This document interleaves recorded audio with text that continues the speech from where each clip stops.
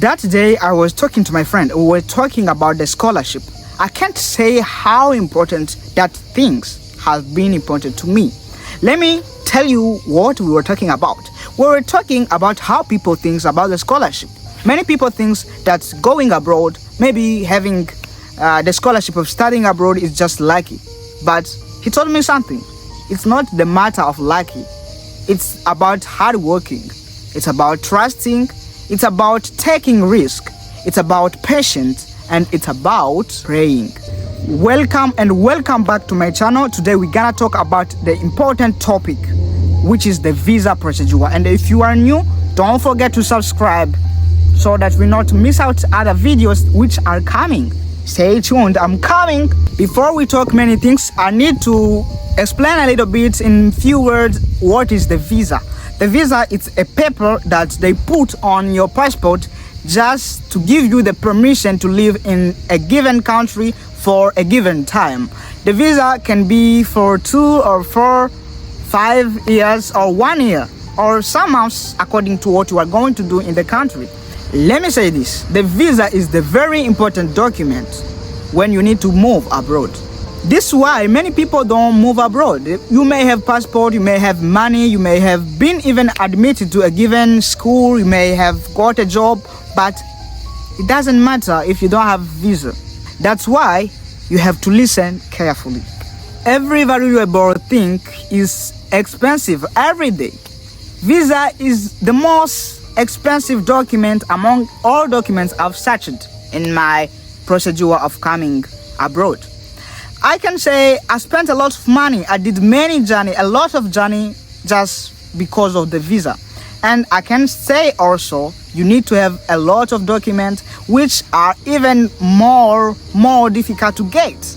Let me give you an example. In the visa procedure, you just have to also have some documents as bank statement, which is your situation. How is your pocket? Do you have some money there? How expensive is the visa? I can say that visa is very expensive. Is the most expensive in all documents I've searched. And I can say I took a lot of journey because of the visa. I've gone to different countries. I went to Kampala just only for the visa. I did pay the money for some documents, maybe some translations and other stuff. But only those things are not enough. Having enough money doesn't guarantee you to get the visa, because you may also commit some mistakes in documents. Here are the most important documents that you must pay attention when you are applying for the visa. The document number 1 is the bank statement. Bank statement is the document which proves about your finance. How much money do you have? Are you able to live in the given country? Then if something bad happened, were you able to fight for yourself? And on this document, many times there is a given problem which occurs many times, is that many people just give random document because it just proves that they are financially stable, but it doesn't matter. You don't have only to give any given document. You just have to be connected to the person who you give as a sponsor. You have to prove the relationships between you and the person. Sometimes they need maybe someone very familiar, maybe your father or your mother.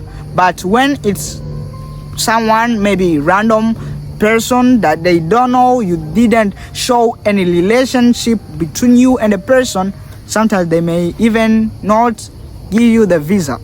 The second document is very easy. It's the visa form. You just have to go to the embassy or the consulate. They give you the form. You complete it carefully, because also in completing the form you may make some mistakes. So other documents are very easy to get. I can say admission letter. You've already been admitted to a given school, or you've already got a job in the country. And also you must have the passports. Why many times visa applications are rejected? There are several reasons why visa application can be rejected, and there are some you can't control, there are other you can't control. Some that you can control are like documents, like when you have enough documents, it's good, and when you are able to answer correctly to the interview questions, and there it's also good, and it gives you many chance to pass and to get the visa. But many times also there are other conditions that you can't do anything about them. I'm going to finish this topic with my own short story, and I think this is helpful, and pay attention to this story because it will help you a lot. I know that having general knowledge is good, but also hearing to someone who have passed through the same situation as you, it may help you a lot. I got the visa from Uganda, and from Burundi to Uganda, it's a long journey, I had to spend a lot of money on the tickets, and in the journey I just used a lot of money, From Burundi, I passed through Rwanda sometimes, and I remember one time I passed through Tanzania, and it was really hard, And I hadn't any family in Uganda, hadn't any relative there, so that I maybe live there. For that reason, I just made some new connections, some new relationships, and after a few days, I had a lot of people that I know from Uganda, but I met there, not I knew before I go there. For that reason, you just have to take the risk and go. No other way. But at least you might have one person of reference, you can't go somewhere without even one person, of reference. For that reason, I continue there. The life was a little bit tough, living in the country which is not yours was very hard, and I spent a lot tickets home to embassy, from embassy to home. I can say I've been lucky. I got the visa, I passed the interview. I've learned a lot of lessons in this journey, and I can't say how wonderful it was for me. I can't say how good. I'm thankful to those people who helped me till today.